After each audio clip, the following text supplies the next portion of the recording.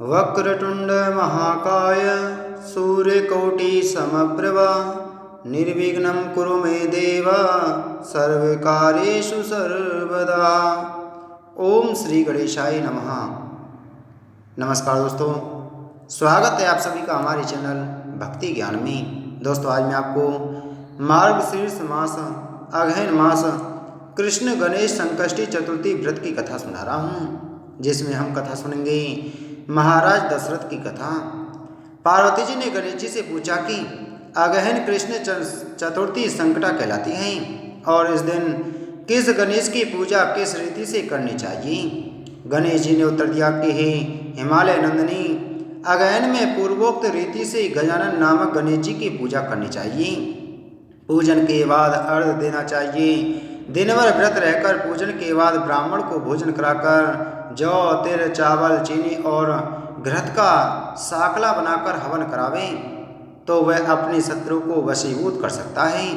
इस संबंध में हम तुम्हें एक प्राचीन इतिहास सुनाते हैं। प्राचीन काल में त्रेता में दशरथ नामक एक प्रतापी राजा हो चुके हैं।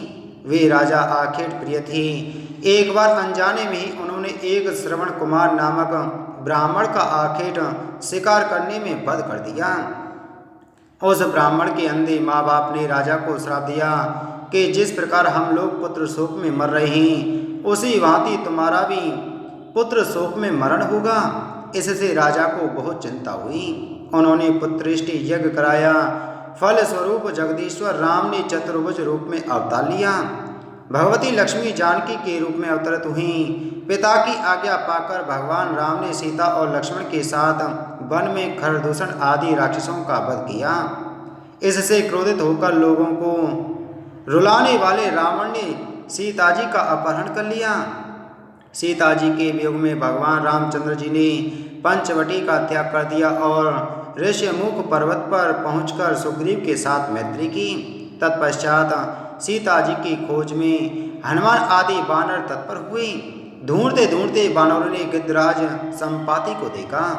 इन बानरों को देखकर संपाति ने पूछा कि तुम लोग कौन हो? इस वन में कैसे आए हो? तुम्हें किसने भेजा है? यहाँ पर तुम्हारा आना किस प्रकार हुआ है?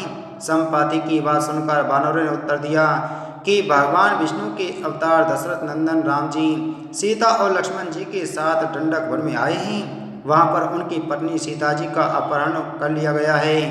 हे मित्र, इस बात को हम लोग नहीं जानते हैं कि सीता कहाँ है। उनकी बात सुनकर संपाति ने कहा कि तुम सब रामचंद्र के सेवक होने के नाते हमारे मित्र हो। जानकी जी का जिसने हरण किया है और वह जिस स्थान पर है वह मुझे मालूम है। सीता जी के लिए मेरा छोटा भाई जटायु अपने प्राण गंवा चुका है। श्री रामचंद्र जी के चरण कमल का स्मरण कर हमारे भाई ने अपना शरीर त्यागा है। यहाँ से थोड़ी ही दूर पर समुद्र है और समुद्र के उस पार राक्षस नगरी है।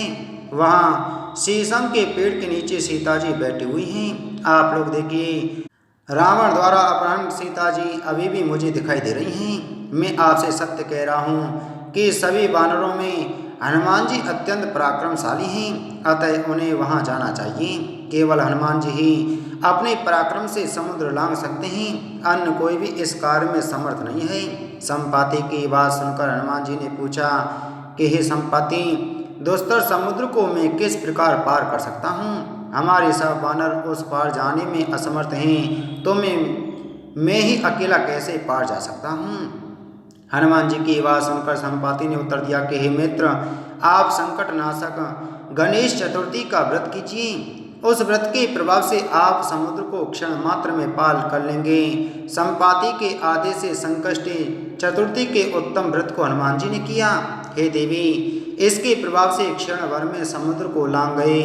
इस लोक में इसके समान सुखदायक दूसरा कोई व्रत नहीं है। श्री कृष्ण जी कहते हैं कि महाराज युधिष्ठिर, आप भी इस व्रत को कीजिए। इस व्रत के प्रभाव से आप क्षण भर में अपने शत्रुओं को जीतकर संपूर्ण राज्य के अधिकारी बनेंगे।